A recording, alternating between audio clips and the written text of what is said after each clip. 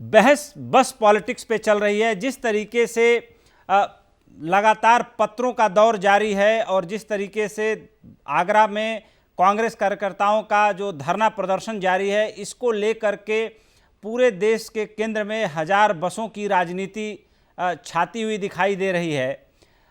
मेरा एक बड़ा सीधा सा सवाल है कि जब चुनाव का मौसम आता है, रैलियां होती हैं, तो हजारों हजार की तादाद में बसें सड़कों पर आ जाती है, कार्यकर्ता एक जगह से दूसरी जगह रैलियों में ढो के लिए लाए जाते हैं। हमारे देश में 20,000 के करीब ट्रेनें हैं और 20 लाख के करीब बसें हैं।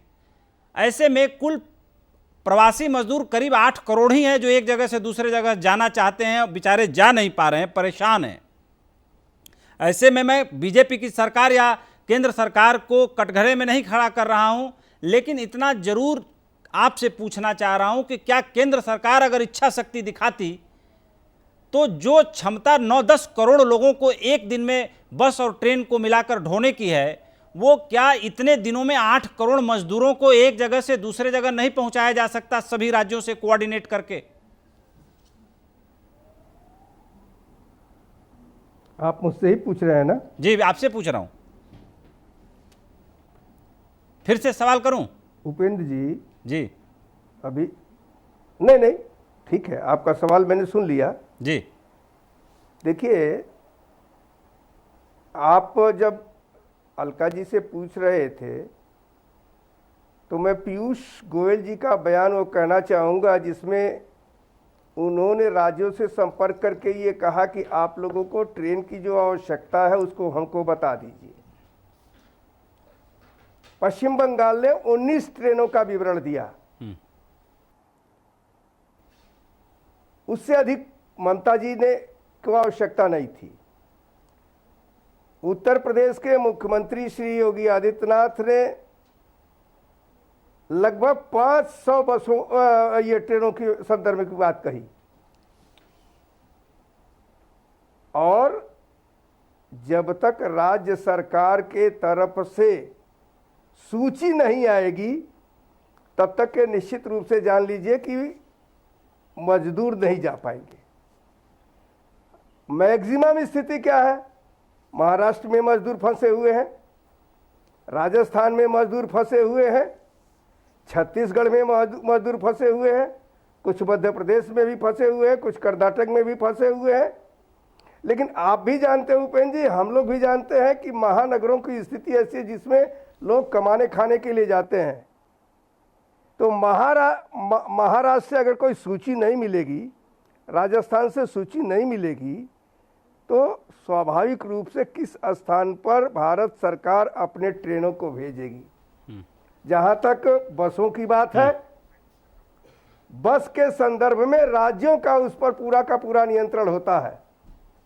दिल्ली से भी बात हुई, उत्तर प्रदेश ने साफ साफ ये कहा कि हम ढो रहे हैं, और सबसे पहले हम ये कहेंगे कि उत्तर प्रदेश से बसें जाकर के मजदूरों और छात्रों को राजस्थान से लेकर के आई, कोटा से छात्रों को लेकर के आई। यह जब कोई बात ही नहीं चले थी तो भी योगी आदित्यनाथ जी ने अगुवाई कर करके इस बात को किया था। उसके बाद ही जगह जगह से मांग उठी, उसके पहले नहीं उठी थी। बिल्कुल, ये बात से कोई इनकार भी नहीं कर रहा है। देखिए, इस बात से कोई इनकार नहीं कर रहा है, जितने राज्य हैं, उत्तर प्रदेश 23 करोड़ की आबादी वाला राज्य है, और राज्य की जरूरत और मांग को देखते हुए योगी आदित्यनाथ ने सधे हुए कदमों से अपनी पहल की। करीब 500 के आसपास ट्रेनें उन्होंने केंद्र सरकार से मांग की, चलवाई, कोटा से छात्रों को मंगाया, इससे किसी को इनकार नहीं है। लेकिन कहीं ना कहीं जो प्रियंका गांधी और उनके कांग्रेस कार्यकर्ताओं ने आपस में पैसा जोड़ करके 1000 बसों का इंतजाम किया है, अब उसकी संख्या 931 कह सकते हैं, क्योंकि उसमें से 69 बसें जो है फिट नहीं है, या कुछ नंबरों की गड़बड़ी के कारण ऑटो रिक्शा और एम्बुलेंस का नंबर निकल आया है। तो आपको नहीं लगता कि थोड़ा मन बड़ा करके उन 931 बसों को ले लेना चाहिए? इसमें इतना लिखा पढ़ी, इतना निटी ग्रिटी, इतना माइक्रो लेवल पे जाने की जरूरत क्या है? ये आपदा का समय है, ऐसे में सबका हाथ, सबका विश्वास जोड़ के एक नई पहल करने की जरूरत है। नहीं, देखिए उपेंद्र जी, अवनीश अवस्थी जो अपर मुख्य सचिव है उत्तर प्रदेश की जी, उन्होंने पत्र लिख करके ये कहा कांग्रेस को कि आप इस सीमा पर 500 भेजिए, गाजियाबाद पर 500 बस भेजिए। उन बसों की सूची मांगी, ड्राइवर के नाम, उनके मोबाइल मांगे। मैं ज़रूर ये सवाल करना चाहता हूं कि नाम और मोबाइल क्यों नहीं मिले? अगर मिले तो जो नंबर मिले उस नंबर में जो है कोई ऑटो आ जा रहा है, कोई एम्बुलेंस आ जा रहा है, कोई कहीं आ जा रहा है। इसका मतलब यह है कि जिस प्रकार से एक बार बिहार में चारा घोटाला हुआ, राजनीति करने के लिए आज भी मजदूरों की राजनीति कर लिए घोटाला करने की जरूरत है क्या?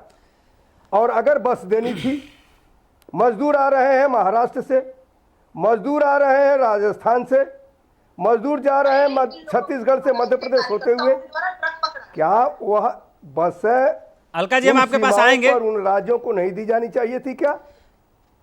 अगर दे दिया जाता तो उसी से वो मजदूर आ जाते।